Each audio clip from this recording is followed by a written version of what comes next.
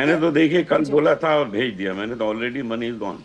जी। R K Singh ji, जो ये inability to pay court orders है या ड्यूज का जो लीगल डिफेंस है, वो किस तरीके से इसमें बन सकता है सर? इसमें मैं थोड़ा और डिटेल में इसके कानूनी पहलू आपसे समझना चाहूँगी, और बहुत से सवाल मुकेश त्यागी जी ने भी आपसे किए, वो भी मैं इसमें ऐड ऑन करना चाहूँगी। देखिए, इनेबिलिटी टू पे अगर आपके पास है, देन यू फर्ज कीजिए कि राजपाल यादव जी कह दे कि मैं पे कर ही नहीं सकता, हमारे पास हैसियत नहीं है, हमारे पास रिसोर्सेज नहीं है पे करने के लिए, देन सर्टेनली जो एक्ट का प्रावधान है कि फुल टर्म इनको कन्विक्शन का करना पड़ेगा, क्योंकि ये पेनल ऑफेंस बना दिया गया है। पहले ये एक सिविल डिस्प्यूट हुआ करता था, लेकिन नेगोशिएबल इंस्ट्रूमेंट एक्ट जब से आया तब से ये पेनल हो गया, और ये बहुत ही स्ट्रिक्ट है। इसका मैं बहुत एहतराम के साथ कह रहा हूँ कि इसका बहुत बेजा इस्तेमाल भी किया जाता है।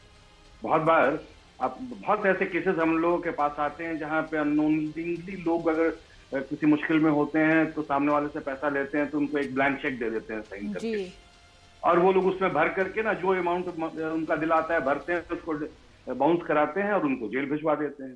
तो time to time Supreme Court की गाइडलाइंस आती है, लेकिन उससे इतर भी एक बात भी बोलना चाहूंगा कि ऐसा नहीं है कि राजपाल जी पहले आदमी है। बॉलीवुड में पहले भी चेक बाउंसेस हुए हैं, प्रीति जिंटा का हुआ था, ओंकड़ा मित्रा साहब को तो उनको तो जेल जाना पड़ा था, और अमीषा पटेल का हुआ था, अमीषा पटेल का हुआ था, उन लोगों ने भी कॉम्प्रोमाइज किया था। लेकिन ये थोड़ा सा एक्सेप्शनल हो गया, ये थोड़ा ज्यादा हो गया, ये नहीं होना चाहिए। ज्यादा हो गया।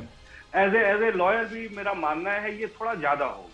जब एक्टर्स जो हैं वो इनफॉर्मल अरेंजमेंट्स में काम करते हैं सर, तो आपको लगता है कि लीगल जो कॉम्प्लिकेशंस हैं वो बढ़ जाते हैं इससे? देखिए सोनल, मैं आपको एक चीज बता देता हूँ, कोई भी दुनिया का कानून ऐसा नहीं बना है जो ह्यूमन माइंड को लेजिस्लेट कर सके, यह असंभव बात है। जो वकीलों की दुनिया होती है, हमारे और एक्टर्स की दुनिया में कोई खास अंतर नहीं है। We do acting with one costume and they do acting with different costume. तो हमारे और अदाकारों की दुनिया कोई बहुत अलग नहीं होती है। तो हमारी दुनिया या इनकी दुनिया बहुत वर्ड टू माउथ और ट्रस्ट में चलती है, लॉयल्टी है, ट्रस्ट है, एक दूसरे के प्रति एहतराम है।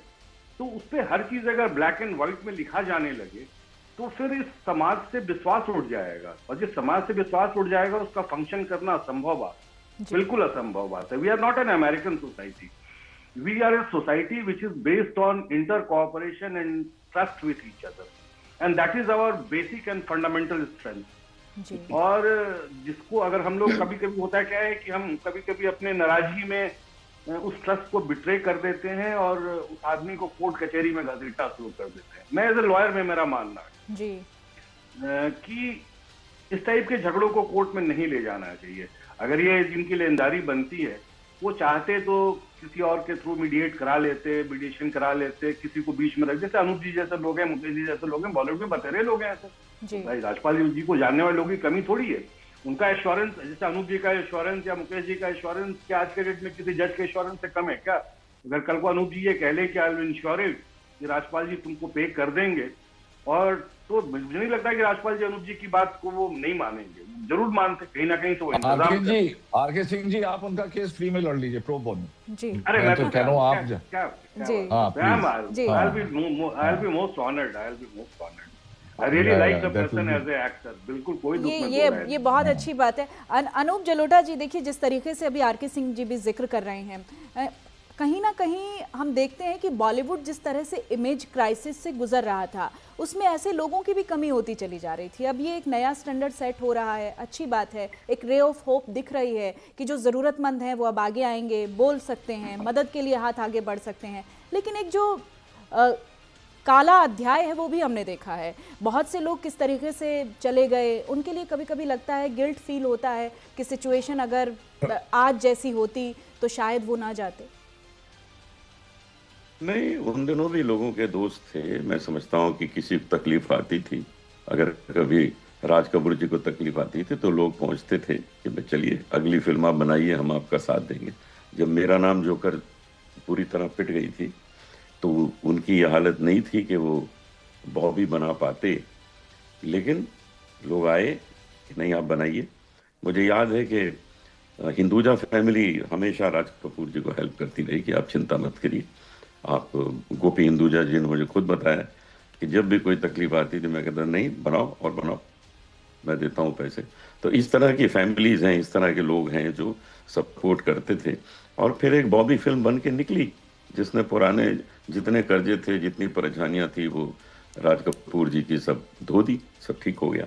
इसी तरह किसी को और भी कष्ट आते हैं तो लोग हैं, क्योंकि आदमी अपनी इमेज अगर अच्छी बना ले, उसमें कई वर्ष लगते हैं, अगर इमेज ऐसी बना ले कि भाई वो देगा ही वापस, तो सामने वाले को देने में, हेल्प करने में कोई तकलीफ नहीं है। क्योंकि लोगों के पास इतना पैसा पड़ा हुआ है, बहुत से लोग ऐसे हैं कि वो उन्हें देना ही देना है, लेकिन कहाँ दें वो सही लोग ढूंढना चाहते हैं, इसको दें इसको ना दें।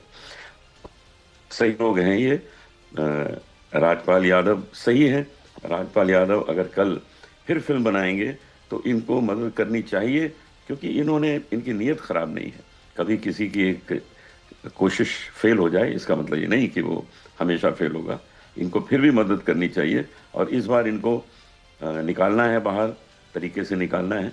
और मुझे पूरी उम्मीद है कि इस सोमवार को 16 तारीख को, उस दिन मैं तो ह्यूस्टन में हूँगा अमेरिका में, लेकिन मुझे पूरी उम्मीद है कि 2-3 करोड़ रुपया देकर वो बाहर आएंगे और उसके बाद धीरे धीरे बाकी पैसा दे दिया जाएगा।